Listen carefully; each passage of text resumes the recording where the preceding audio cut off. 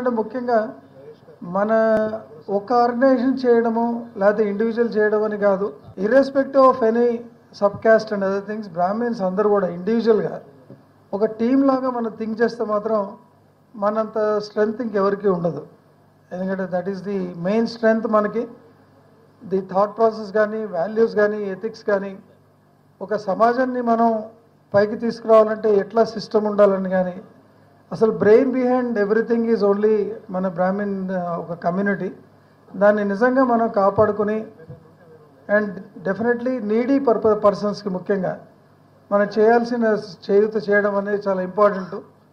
దీంట్లో ముఖ్యంగా ఈ మధ్య AB6 is the only Brahmin ఆర్గనైజేషన్కి తరఫు నుంచి ఇండియా మొత్తంలో ఇది ఒకటే బ్రాహ్మిన్స్ ఎక్స్క్లూజివ్ ఛానల్ ఇది.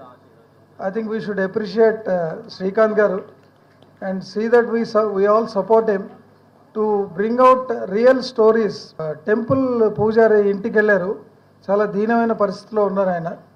ఆయన ఆర్థికంగా నలిగిపోయారు, ప్లస్ వాళ్ళ డాటర్ కూడా మెంటలీ రిటైర్డ్, వాళ్ళ missus was taking care of them.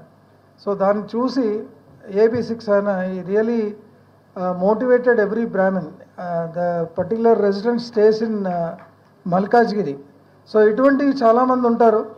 So మనం అందరికి కూడా చేయూతనిస్తూ మనం as organisation and individuals grow అవుతూ దీన్ని మనం చాలా వాల్యుబుల్ సజెషన్స్ తీసుకుంటూ వాల్యూ అండ్ ఎథిక్స్ మెయింటైన్ చేస్తూ మన ఆర్గనైజేషను ప్లస్ ద బ్రాహ్మిన్స్ అందరూ కూడా ఇండివిజువల్గా please cooperate with organisation so that everybody is benefited from this particular organisation.